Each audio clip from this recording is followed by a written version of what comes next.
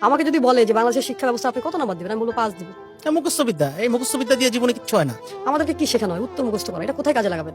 আপনাকে আমি যদি বলি যে বঙ্গবন্ধু কত সালে পৃথিবীতে এসেছে, কত সালে গিয়েছে, এটা আমার লাইফে কি ইম্প্যাক্ট ফেলে? কিচ্ছু হবে না, এইসব জেনে এই সাল আমি মুখস্থ করে কি করবো? রবীন্দ্রনাথ কত সালে কি করেছে, তার কয়টা বই আছে, ঘোড়া নাকি শেষের কবিতা, লাভ কি আমার জীবনে? প্রশ্ন করা শেখায় না। বাট আপনি দেখেন, যেখানে যান, ইউটিউবে গেলে আপনাকে প্রশ্ন করতে হবে, চ্যাট জিপিটিতে গেলে প্রশ্ন করতে হবে, জীবনে যা চান প্রশ্ন করতে হবে। আপনি কোনো কিছু জানতে চাইলেই প্রশ্ন করতে হবে। সো উইদাউট কোশ্চেন আপনি কিভাবে বড় কিছু হবেন? আপনি শুধু অ্যান্সার খোঁজেন, অ্যান্সার খোঁজেন, মুখস্থ করেন। ক্রিয়েটিভ হবে কখন জাতি? অথচ উন্নত বিশ্বের দিকে তাকান, এই সিস্টেমই নেই। আমাদের যে শিক্ষা ব্যবস্থা এখনো চেঞ্জ হয়নি। মানে কিভাবে আমি বুঝি না, এই শিক্ষা ব্যবস্থা দিয়ে আপনি কি করবেন? আপনি 20 বছর পড়াশোনা করে আবার শিখতে হয়, চাকরি হয় না। 11 লক্ষ বেকার ছেলে ঘুরে বেড়াচ্ছে, শিক্ষিত বেকার। তাহলে 20 বছর কি শিখলাম?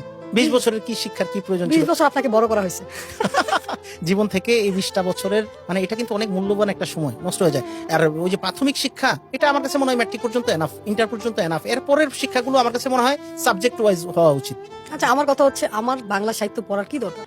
এই সাবজেক্টটা কেন রাখতে হয়েছে? আচ্ছা, না, যদি কবি টবি হতে চান তাহলে সে সাহিত্য পড়ালেখা করেন আপনি। এটা তো যার যার চিন্তা চিন্তা ভাবনা। ভাবনা। এটা আমার কথা হচ্ছে, তার মনে কি চায়। সে যদি ডাক্তার হতে চায়, আমি মনে করি তাকে 5 থেকেই সায়েন্স পড়ানো উচিত।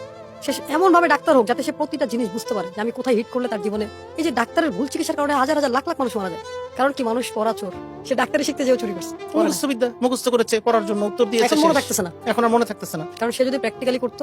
আচ্ছা আমাকে বলেন, এমবিবিএস করার পরে আবার ইন্টার্নি করতে হবে কেন? তার জীবন থেকে কতগুলো সময় নষ্ট না? তাহলে এমবিবিএস এ কি শিখাইলো তাকে? মাস্টার্স পাস করে আবার কম্পিউটার কেন শিখতে হবে? মাস্টার্সের ভেতরেই থাকতো ওই সাবজেক্টগুলো, এই যা যা দরকার এই সাবজেক্টগুলো। 20 বছর শেখার পর ইংলিশ বলতে পারি না আমরা, হুম। তাহলে কি ইংলিশ শেখায়? এই শিক্ষা ব্যবস্থা আমাদেরকে শেখায় দাসত্ব।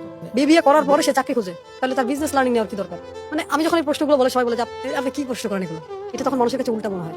বাট আমি যেটা বলছি ইটস রাইট, কারণ আপনাকে সমাজ এমন ভাবে ট্রেন করছে, আপনার জীবনটা ধ্বংস করছে।